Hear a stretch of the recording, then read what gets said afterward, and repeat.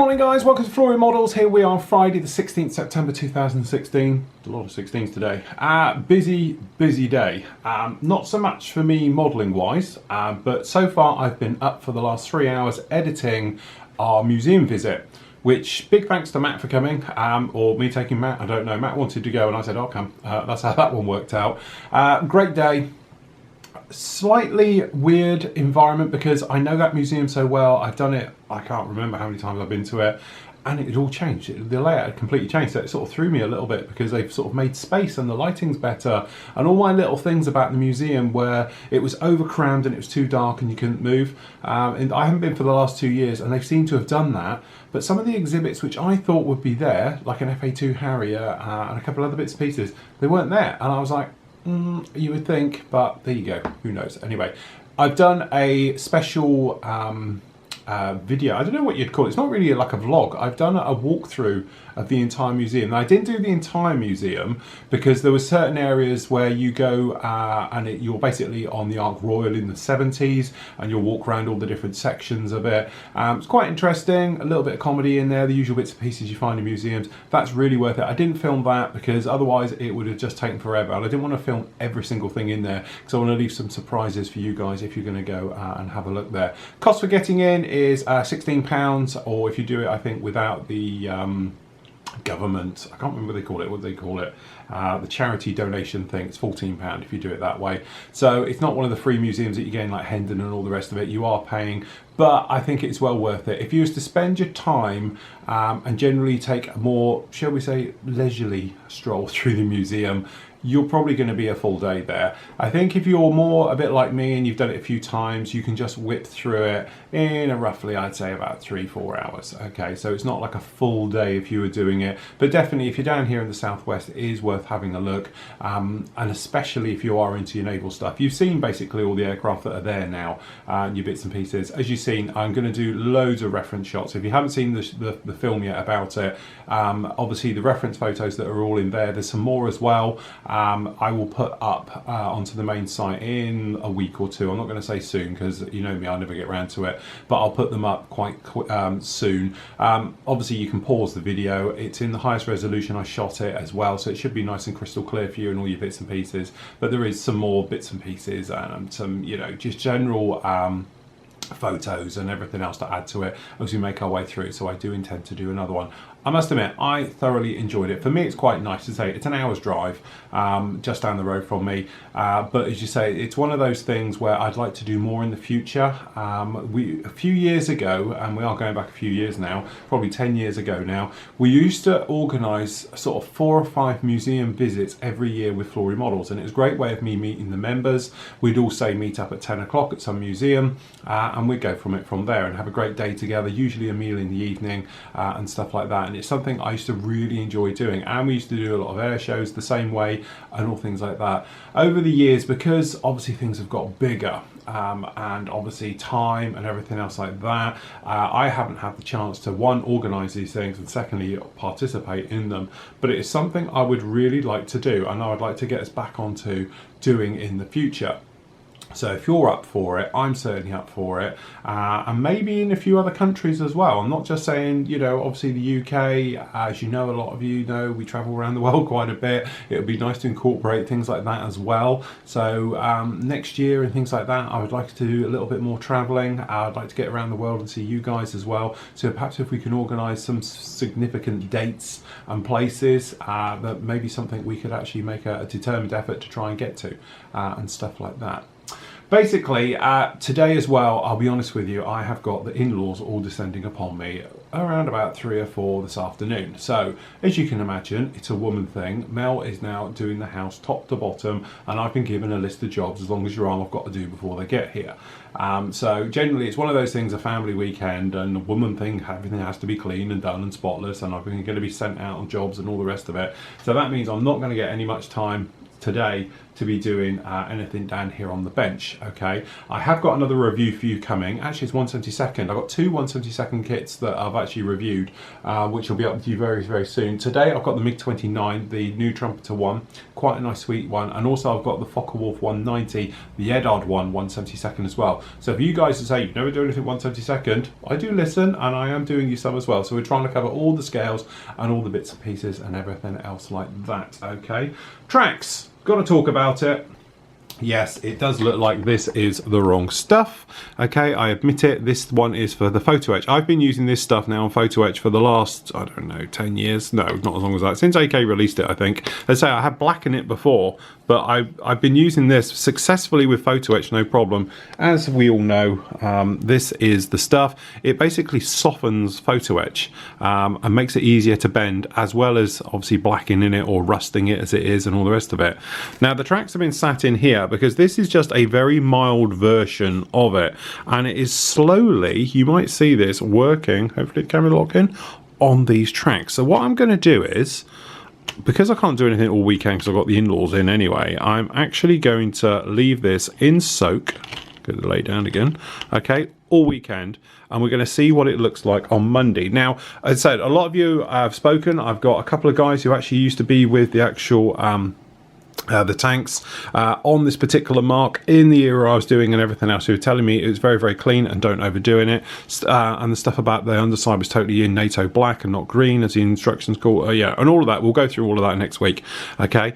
But generally they have said that the tracks used to be painted black when they're in storage. Okay, when they're brand new, they're black, and that's just to stop them rusting. Okay, but that black comes off extremely quickly, and then they used to get a light hint of rust within days. Okay, so what I'm probably going to do is I'm going to leave this floating in here just for a few more days, just to get a bit more sort of texture into that metal and all the rest of it. And then what I'm going to do is probably going to then give it a run over with pigments and stuff like that, just to give it that rusty look. You might remember when we did the Sherman. That light reflection, LED lights, aren't they great?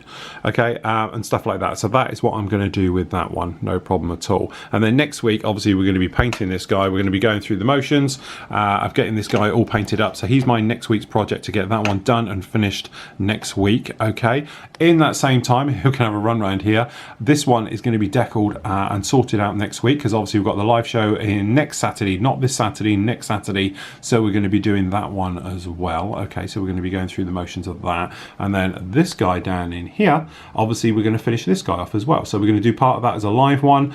Not sure about Monday, might still be, you know, really busy sorting out after the weekend Monday. So I might do that Tuesday morning as a live, and then live in the afternoon with Steve again. So lots of live stuff. I have now fixed the problems and everything with the computer, with the sound and all the rest of it. What it was is the HTC Vive, the VR headset, virtual reality headset gear I've got. It used to always just be off. Anyway, it's done an update, and now it turns itself on when you turn the computer on, which is great, apart from no one told me, so that's why it's making the lawnmower sound, because all my cooling fans in the computer were just keeping the temperature down a little bit, so they turn on, then they go off, they turn on, then they go off. They're not always running in that one, and everything else. I now know that, so I've just turned it off now by default, so it shouldn't happen again. We shouldn't have any problems with that and everything else. But generally today is going to be doing those reviews. I'm going to whip through those this morning, get those edited and ready for you for tonight, and then what we're going to do is completely clean out all of this, get it all sorted, neat and tidy. Got people coming round, so I want to make it look very posh for them and everything else like that. And then I'm going to be doing jobs around the house and all the bits and pieces. But tonight up with you, or by the time you see this, will be that film for the Yeovilton Museum. I think it's around about 45 minutes long. Probably well worth it. If you've never been, if you're not in the UK and all the rest of it, you can get a good idea how UK museums work and all the rest of it. But editing that this morning, sorry, goes the phone, it was really nice to get a feel, you know, about doing the museums again. And I must admit, for me, I'm coming back and I'm thinking, right, I want to do a jungly, which is obviously Sea Kings. And also the big thing is, and that's why there's a lot of photos of it, the Wessex. Obviously now I have got the 132nd Wessex winking at me down there, the Navy one. And after seeing that Wessex there this week, you know, yesterday, I'm itching to get on with that particular build. But that's going to be like a super build. but I might just do it anyway because I really, really do like it. There we go. That's enough from me. I'll catch you all a little bit later in the final show because obviously I've got a load to get on today, so I'm just going to push through with that. So stand by for the reviews. You've got the museum visit and everything else, and I'll see you on tonight's show. Okay, so as you know, very, very busy day. Literally just finished. Still got to hoover through and do all those jobs. But anyway, we are almost there. Just coming up for 5 o'clock now. Luckily though, I managed to get all the editing done, which was the main point. So up on the site right now, you've actually got this beautiful kit. I must admit, as I say in the review, I am sold. If anybody had said to me, literally even a year ago, that Trumpet are bringing out a range of 1/72 stuff, and it's Russian, and it's absolutely fantastic, and it's better than anything in 1/48 scale and all the rest of it, I would have, yeah, okay, very good, not interested. Now, they've really got my attention. Now, let's face it, there is 1/48 scale companies out there that have brought out some absolutely fantastic one. Great Wall Hobbies, their MiG 29s, absolutely beautiful. But I have to say the detail on this for 1/72 scale is on par with them. Now I'm not doing a like for like kit review because this is clearly 1/72 scale. All I'm saying is that this is beautifully in scale for the scale it's in. So it's not like the riveting's overdone and you've got trench lines for panel lines. This is very, very fine, very, very sort of, you know, subdued. It's not in your face heavy, but it's all there. And that's the clever thing about it. Again, we're talking about that scale effect, that the way that, you know, your eye is sort of, you know, drawn all over the model, gives it depth. This will have it in absolute buckets, and it's going along with obviously this guy we're working on as part of the live shows. Absolutely fantastic, and I can honestly see myself building this. And again, if somebody had said that to me 6 months ago, I would have probably, yeah, of course we'll get around to doing some 1/72. I'm actually enjoying doing it. It's that great thing of taking everything you've learned over the years, big scale, and trying to make it into small scale and keep it in scale, if that makes sense. But as I said, I really am enjoying it, and I probably am going to build this at some point because I really like it. The other thing I've done is obviously you've got now the full, is it a review of a museum? I don't think so. It's a walkthrough of a museum. And as I say on this, it's not everything. Don't think I videoed everything that was there. There's still a lot more to see and do, especially you've got the naval side about going around the Ark Royal, looking behind the scenes, things like that. That's actually a lot of fun to do as well. That'll take you a good 40 minutes to do that little tour. I never recorded that. So again, if you are thinking about having a look around this particular museum, I highly recommend it. As I said, it's around about sort of, you know, £16–14 with the gift aid and all the rest of it on there. But as I said, it is one of those museums where you could spend a lot of time. And if you are into anything naval power, then, you know, this is the thing for you, because obviously you've got all those aircraft at your fingertips. Basically walk right the way over them. You know, to be honest, the Sea Fury, I was crawling under it to get those shots for the underside of the engine and all the rest of it. But you can do that with basically all the exhibits down there. It really is one of those nice museums where you can get hands-on with them. And as I said, it's one of those things. Some of the exhibits I think you should get hands-on with. Other stuff that's stressed skin and, you know, is obviously fabric, I don't think you should, because people have put their thumbs through them. But anyway, the video is 53 minutes long. I was wrong earlier, I think it's 45. 53 minutes long, start to finish, and obviously you've got all the high-res photos are in there as well. So I don't think it's just like the video camera walking around. There's some stills, feel free to pause it. You can do a screen grab of it, but what I will do as well is next week I will get them up onto our own server, and then obviously you can have a look at those photos as well. So if you want references of any of those aircraft we've seen there, then obviously that'll be your starting place to go with it.